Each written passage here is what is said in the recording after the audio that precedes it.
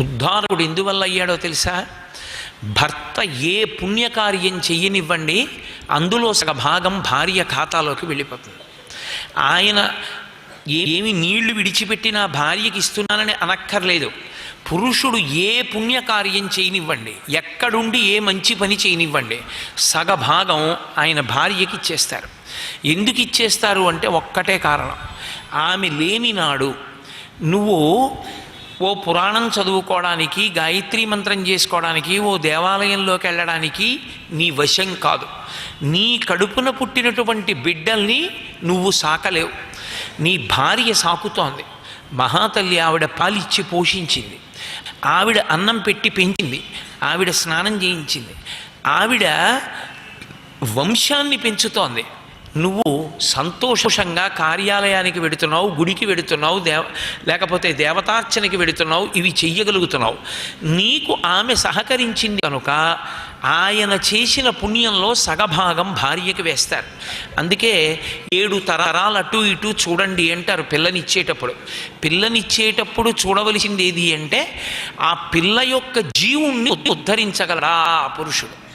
కేవలము భోగానుభవమే ఉన్నవాడు అనుకోండి, ఆమె జీవునకు ఏమీ అందదు, పతనం అయిపోతుంది. అదే పరమభక్తి తత్పరుడు అనుకోండి ఆయన. నేను చెప్పే మాట ఒకటి మీరు చాలా బాగా జ్ఞాపకం పెట్టుకోండి.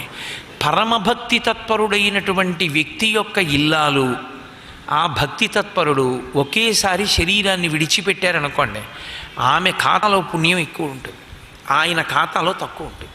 ఎందుకో తెలుసా? ఆయన పరమభక్తి తత్పరుడై ఆయన్ని సేవిస్తోందంటే ఆమెకి కూడా భక్తి ఉంటుంది. ఉన్న కారణం చేత ఆవిడ శ్రీరామ శ్రీరామ శ్రీరామ అందనుకోండి, రామనామం చెప్పిందన్న పుణ్యం ఆవిడ ఖాతాకే వేస్తారు, భర్తకి వేయరు. ఇంకా ఎందుకు వేయరంటే భర్తకి ఉపచారములన్నీ చేసి ఆమె పుణ్య సముపార్జన చేసుకుంది, అది ఆమెకే.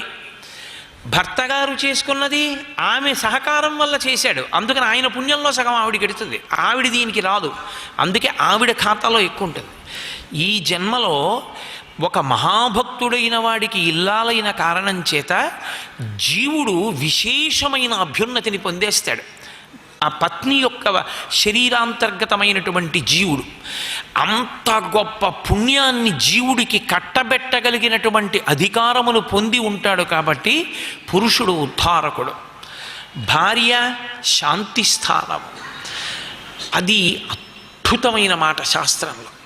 పురుషుడు ఎంత అలిసిపోనివ్వండి, బయట ఎంత ఉద్వేగానికి లోనైపోనివ్వండి, ఎవరో ఒక అనకూడని మాట అననివ్వండి, దానివల్ల మనస్సు కదిలిపోనివ్వండి, ఒక కన్న తల్లి ఎలా ఓదారుస్తుందో భార్య తన భర్తను అలా ఓదారుస్తుంది. ఎంత బడలిపోయినా భార్య దగ్గర మాత్రమే శాంతి పొందుతాడు. సమస్త సుఖములు ధర్మమన్న త్రాటి చేత ముడిపడి భార్య దగ్గరే శాంతి. భార్య వలననే పుణ్యార్జన, యజ్ఞయాగాది క్రతువుల యందు. అందుకే సనాతన ధర్మమునందు దాంపత్యము అంటే అంత తేలికైన విషయం కాదు. అందుకే ఎలా పడితే అలా దంపతులుగా అవడాన్ని శాస్త్రం అంగీకరించలేదు. దంపతులుగా ఎవరు ఉండాలి చెప్పగలిగినటువంటి వాడు తండ్రి మాత్రమే. ఆత్మావై పుత్రనామాసి, తన కొడుకు ఎలా ఉంటాడో లెక్కగట్టగలిగిన వాడు తండ్రి ఒక్కడే. నా కుమారుడికి ఈమె మాత్రమే కోడలిగా తగినది, ఈమెని భార్యగా చేయవచ్చు, తండ్రి నిర్ణయం చేస్తాడు. దంపతుల మధ్య జీవనంలో వైక్లభ్యం వచ్చిందనుకోండి, ఏదో ఒక సమస్య వచ్చింది, దాన్ని దిద్దుకోగలిగిన ప్రజ్ఞ ఎవరి దగ్గర ఉండాలో తెలుసా? భర్త దగ్గర ఉండాలి. ఏ కారణం చేత పరిష్కారము వేరొకరిని అడగకూడనిది అన్నది లోకంలో ఒక్కటే, తన భార్య వలన ఉత్పన్నమైన సమస్య. తన భార్య వలన తనకేదో కష్టం కలిగింది, పురుషుడు ఏ కారణం చేత దానిని ఎవరినీ సంప్రదించడానికి వీల్లేదు, నిషిద్ధం. ఇందుచేత అసలు భార్యాభర్తల మధ్య జోక్యం చేసుకునే అధికారం మూడోవాడికి లేదు, వాడి ధర్మం పోతుంది. ఆ పరిణతి పురుషుడికి ఉండాలి. అది ఎంత పెద్ద తప్పవనివ్వండి ఓర్చి దిద్దుకోవాలి తప్ప ఆమెని విడిచిపెడతానన్న మాట అనడానికి అధికారము లేదు. సర్వం శ్రీ ఉమామహేశ్వర పరబ్రహ్మార్పణమస్తు. స్వస్తి.